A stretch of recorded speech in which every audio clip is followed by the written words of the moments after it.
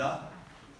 C'est un chant que nous chantons pour essayer d'amener la réflexion suivante, que lorsqu'ils ont entendu le message de l'Évangile, lorsqu'ils ont reçu ce qui était important de faire comme démarche, et je pense que pour la plupart c'est ce que nous avons fait, mais ce matin, vous allez me dire, c'est pas un chant qu'on chante au culte, mais j'aimerais attirer votre attention par les paroles de ce chant. Et on voit que Jésus a eu beaucoup de considération à notre égard. Oui? On est conscient de cela? On est conscient de ce que le Seigneur a pu faire dans notre existence. Et il n'y a pas très longtemps, dans une église, ils avaient chanté ce chant. Et j'étais en réflexion par rapport à ce que je devais transmettre ce matin à l'église de Villeneuve-sur-Lot. Et cela, je l'ai reçu pendant le confinement. De bien comprendre la nécessité que Christ a quand même payé de sa vie. Est-ce qu'on est conscient de cela? Peut-être c'est un rappel, peut-être c'est une expérience nouvelle qu'il faudrait faire avec le Seigneur. C'est peut-être quelque chose où on a besoin de faire le point de notre existence. Et quand je vois tout le parcours depuis 50 ans avec le Seigneur, je suis encore en réflexion par rapport au sacrifice de Jésus. C'est important de dire cela, que notre base spirituelle commence par le sacrifice de Jésus. Il est mort pour nous, il nous a délivrés, il a été la brebis muette qu'on mène à la boucherie. Et quand j'ai vu, je ne sais pas à quelle occasion, à quelle année j'ai vu ça, il y avait un film qui parlait justement concernant les souffrances du Christ. Et pourtant, nous étions, nous, les uns et les autres, plongés dans nos délices, plongés dans les choses que nous aimions. Et il a payé de sa vie pour qu'il puisse nous considérer comme perdus et attirer vers celui qui a la réponse à toutes nos questions. Alors, ce matin, j'aimerais m'arrêter pendant quelques moments, parler du sujet de la considération. Alors, pour cela, on va s'aider, si vous voulez bien, faire une première lecture dans Éphésiens, chapitre 2, et au verset 1er. Vous étiez morts par vos offenses et par vos péchés, dans lesquels vous marchiez autrefois selon le train de ce monde, selon le prince de la puissance de l'air et de l'esprit qui agit maintenant dans les fils de la rébellion. Nous tous aussi,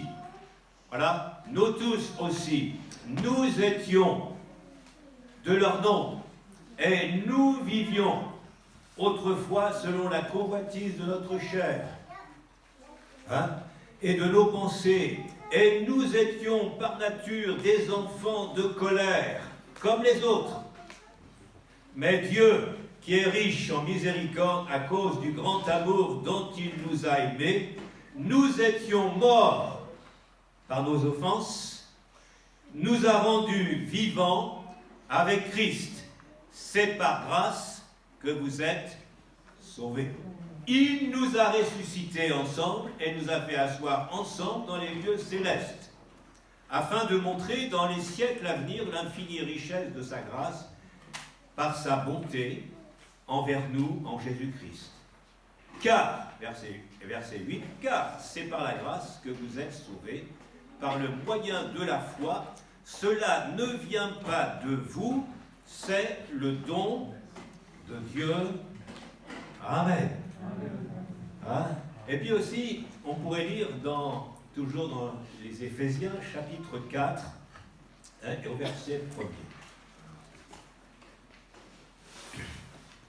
Je vous exhorte donc, moi, le prisonnier dans le Seigneur, à marcher d'une manière digne de la vocation qui vous a été adressée, en toute humilité et douceur, avec patience, vous supportant les uns les autres avec amour, vous efforçant de conserver l'unité de l'esprit par le lien de la paix. Il y a un seul corps et un seul esprit. Comme vous aussi, vous avez été appelés à une seule espérance par votre vocation. Il y a un seul Seigneur, une seule foi, un seul baptême, un seul Dieu et Père de tous, qui est au-dessus de tous et parmi tous et en tous. Mais à chacun de vous, la grâce a été donnée selon la mesure du don de Christ. C'est pourquoi il est dit, étant monté dans les hauteurs, il a emmené des captifs et il a fait des dons aux hommes. Amen. Alors, ces deux lectures nous amènent sur une réflexion que nous étions par nature des enfants de colère. Des enfants de colère. Et il est vrai que la Bible ne mentionne pas ce mot, la considération.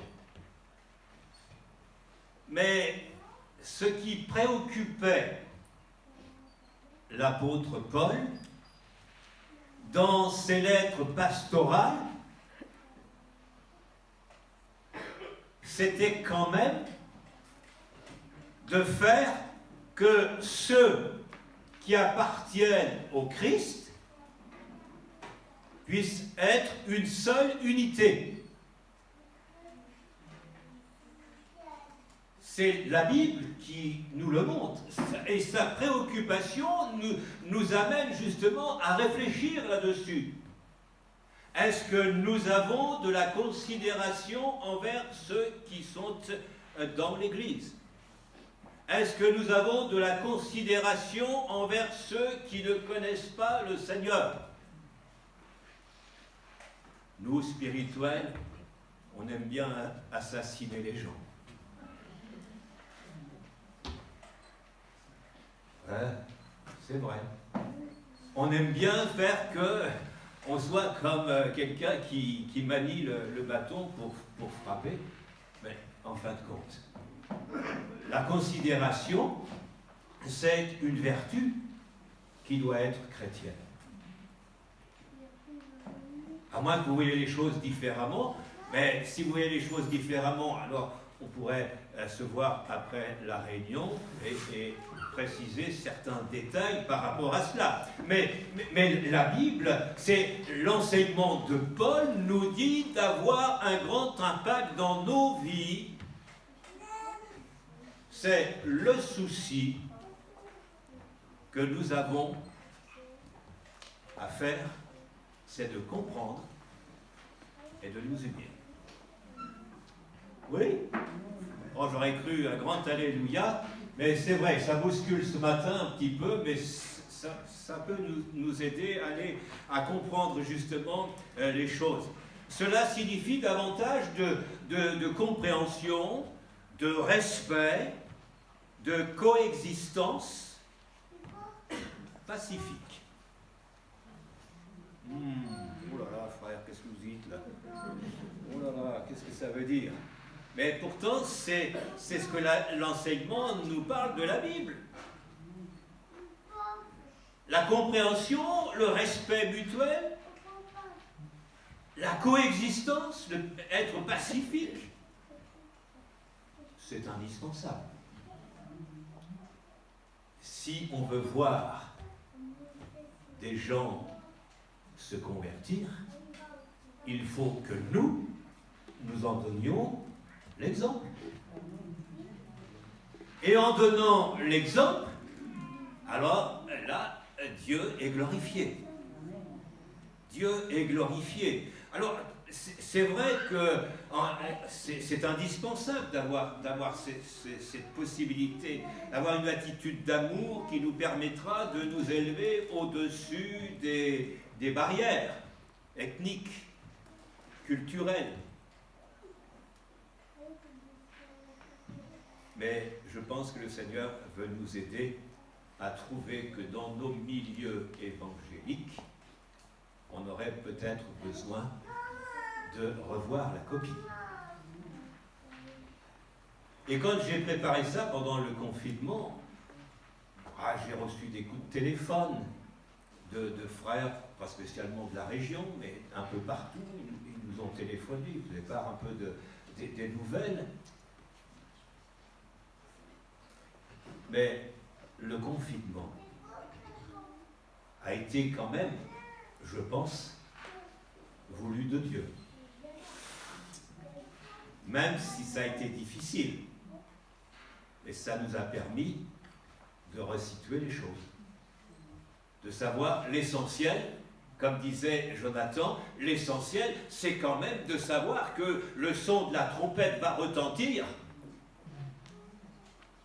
Et peut-être que le Seigneur nous fera le reproche là-haut dans le ciel. Et tu sais, tu aurais dû parler à celui-là. Tu sais, tu aurais dû t'adresser à cette personne avec plus de douceur, avec plus de patience. Alors, c'est vrai que parfois, c'est pas évident, mais le Seigneur nous aide. Le Seigneur nous aide. Alors, tout cela, c'est dans nos milieux évangéliques, ne nous cachons pas la face.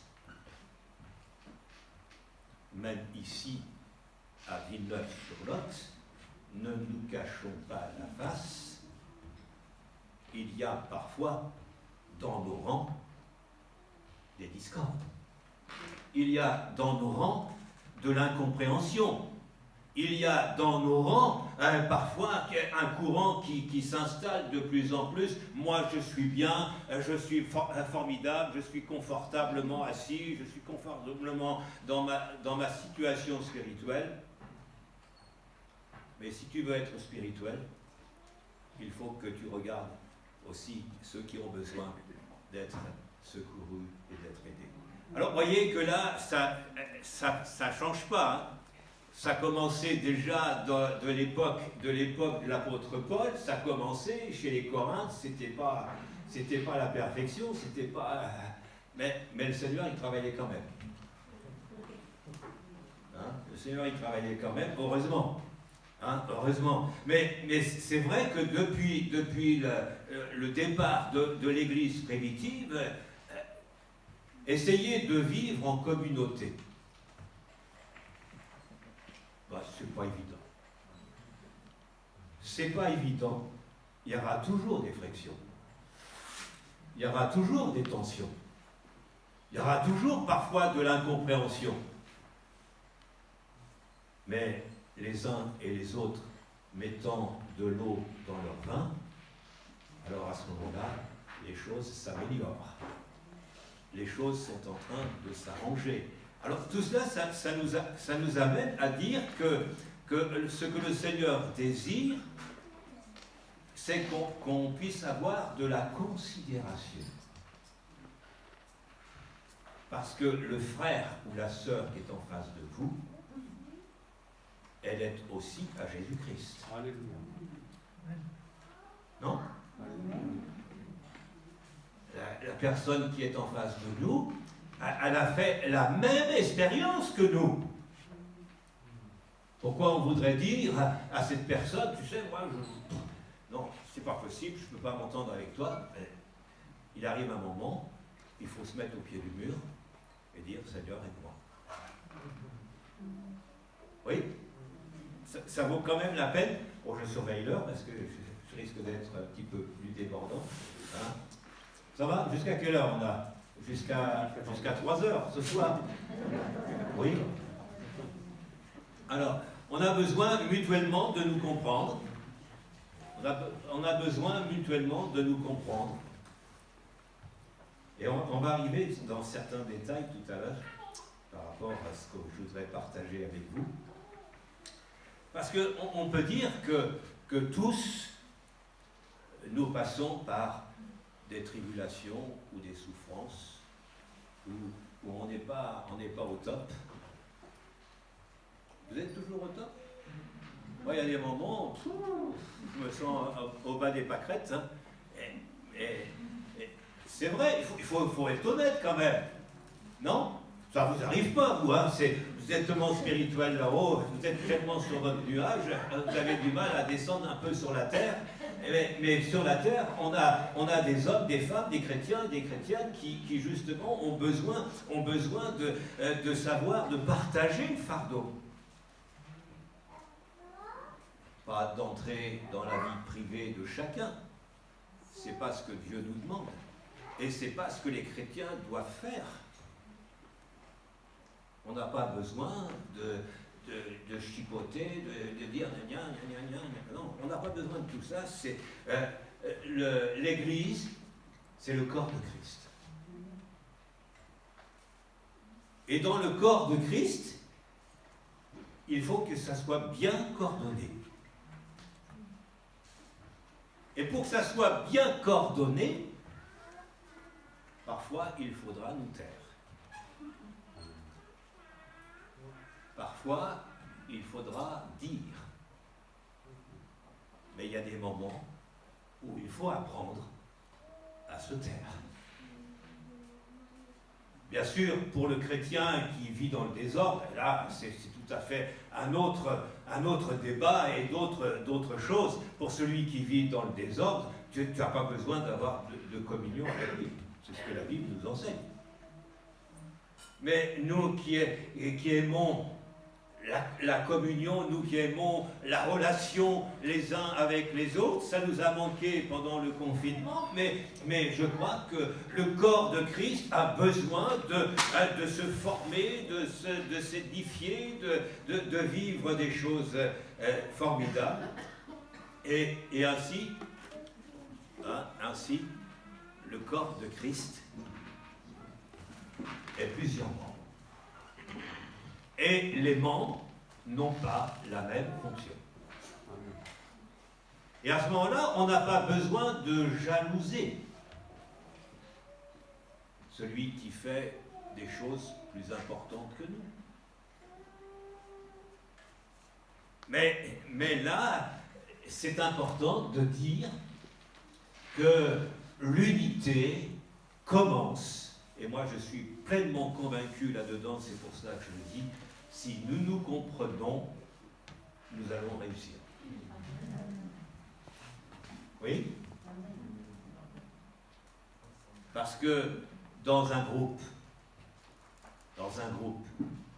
quand il y a un sujet ou un thème, je peux être assuré que si on posait la question à chacun, qu'est-ce que vous pensez par rapport au thème, nous aurions des choses différentes. Mais dans les choses différentes, on essaye de les associer pour faire que l'Église, ça marche. Oui? Oh, ça bouscule un peu. Quand je vous vois, ça bouscule un petit peu, hein, mais c'est bien. Alors aussi, dans la relation ou l'unité du corps de Christ, la Bible dit bien d'accueillir les faibles.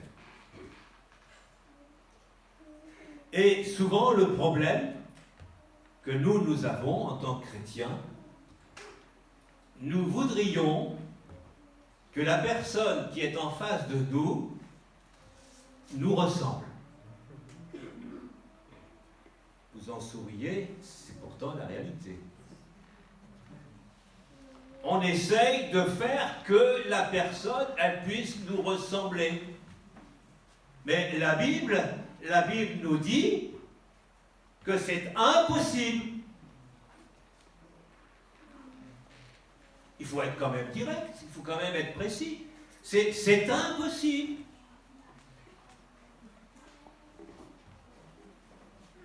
Mais par contre, nous avons besoin de ressembler au Christ. Ça, c'est une pensée biblique. De ressembler, de pouvoir faire en sorte que le Seigneur nous aide. Et dans mon service, dans l'œuvre de Dieu, je me suis parfois bien été déçu lorsque certains essayaient de ressembler à l'autre. Mais c'est impossible. Moi, je ne ressemble pas à Philippe. Ah oui. Je n'ai pas le même nez, je n'ai pas les mêmes yeux. Je suis différent. Mais pour qu'il y ait la construction d'unité, il faut que les différences arrivent à se comprendre pour faire que l'Église puisse construire l'unité du corps de Christ. Et pour cela, on a besoin d'aider les faibles. Et j'en ai rencontré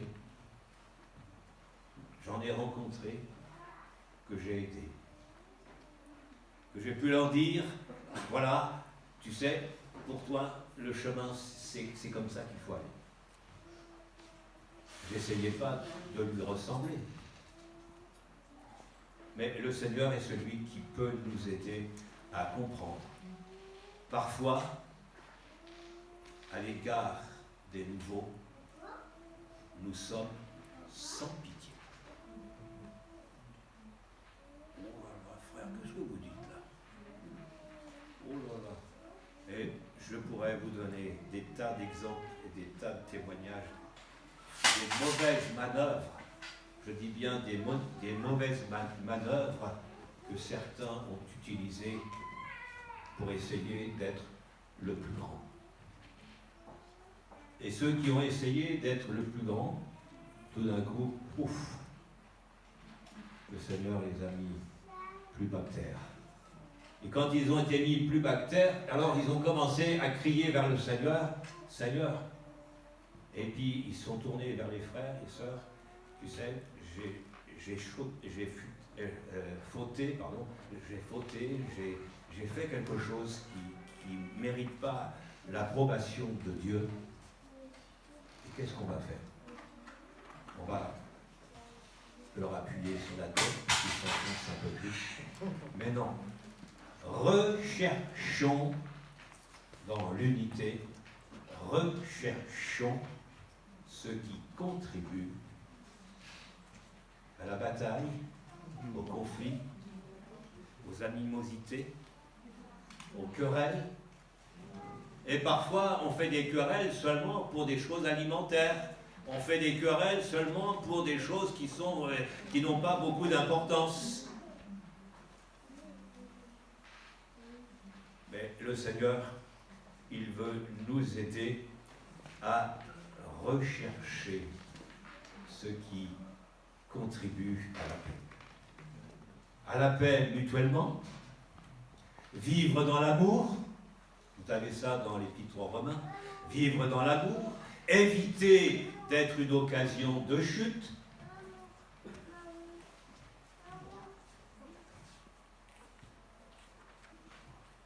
Je fais exprès de m'arrêter pour que quelques-uns puissent réfléchir là-dessus. Peut-être pas de cette matinée, mais pendant la semaine, essayez de prendre le téléphone, essayez de téléphoner à quelques personnes qui parfois il n'y a pas toujours une grande entente. Téléphoner, avoir de la considération pour le frère, pour la sœur, qui est en impasse, qui est en difficulté. Et là, je crois, on prend le téléphone pendant la semaine, ou alors, si vous ne voulez pas avoir le contact téléphonique, vous pouvez faire un SMS, vous pouvez écrire un courrier, une lettre, en disant, voilà, tu sais, jusqu'à aujourd'hui, moi je t'ai vu toujours comme quelqu'un de bizarre.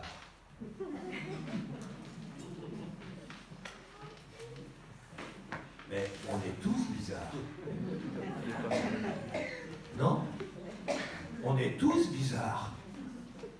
Ah oui? C'est la logique. On est tous bizarres parce qu'on a nos défauts, on a nos qualités, on a des choses qui ne plaisent pas peut-être à certains. Et je pense que là, rechercher ce qui contribue la paix, c'est d'éviter d'être une occasion de chute.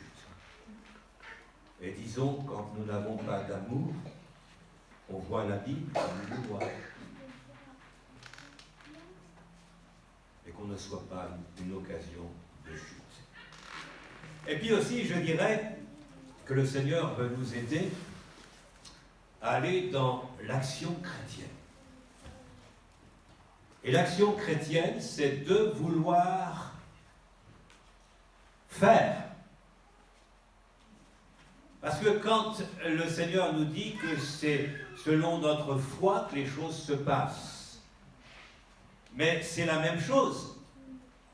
Pour l'action chrétienne dans notre vie, il nous faut de la foi, croire que les Écritures sont là comme un enseignement, comme quelque chose qui va nous permettre de construire au lieu de nous déchirer. Mais démontrons notre liberté chrétienne dans tous les domaines de la vie. Et puis aussi, je dirais, avoir de la considération, c'est d'arriver à s'édifier les uns les autres. Oui? Oh là là, là-bas dans le fond, c'est comme ça, hein? Ça va comme ça, là sur le côté, là, à ma droite, là. C'est comme ça, en fin de compte. Hein, que dans tous les domaines de ma vie chrétienne, je puisse partager avec ceux qui, justement, ont besoin de mon aide.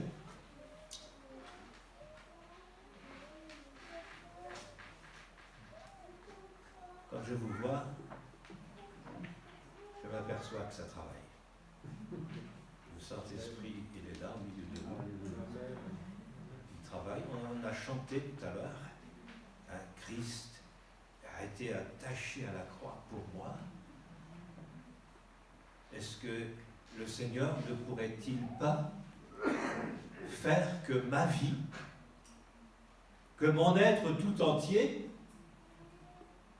que tout mon être tout entier, je puisse vraiment croire que le Seigneur est celui qui est en mesure de nous libérer, qui est en mesure de nous affranchir, qui est en mesure de faire un travail efficace dans notre existence. Si nous voulons gagner le monde, il faut que l'unité soit dans le corps de Christ. Et quand il y a l'unité dans le corps de Christ, alors on travaille, on agit, on fait les œuvres que le Seigneur a préparées d'avance afin que nous les pratiquions.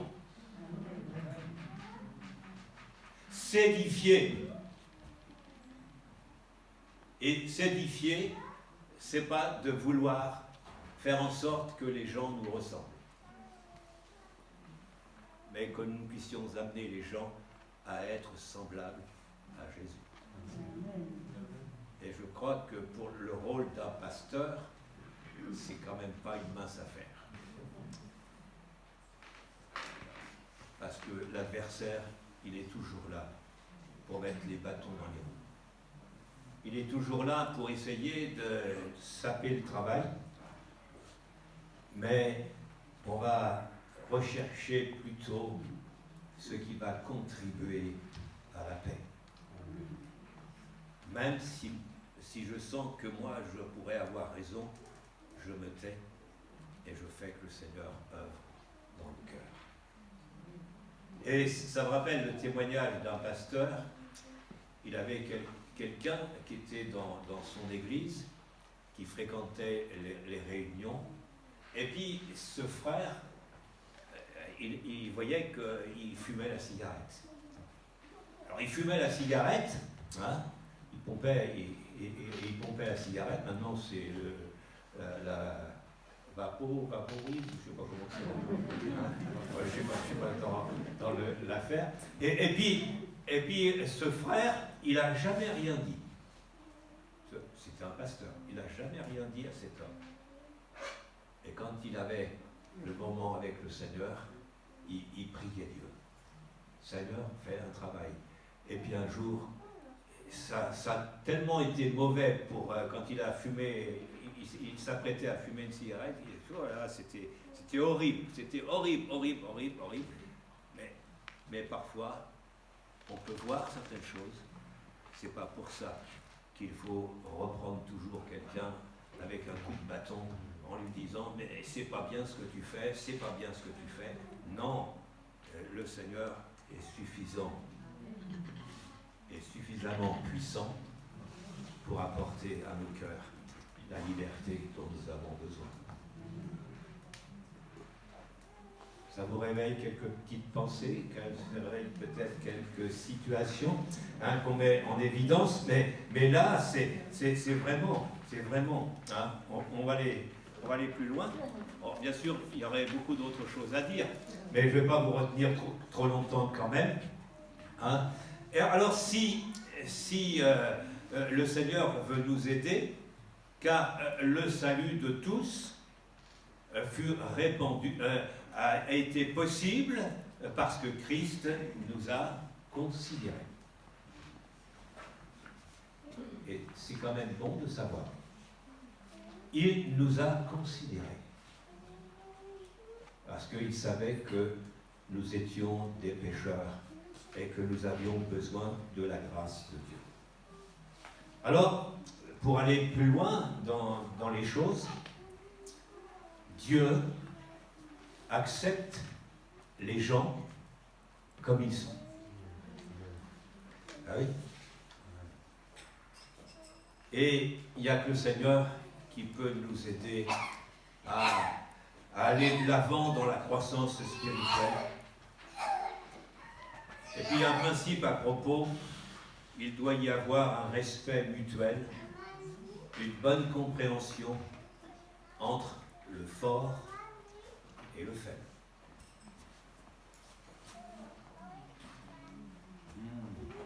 C'est ça en fait.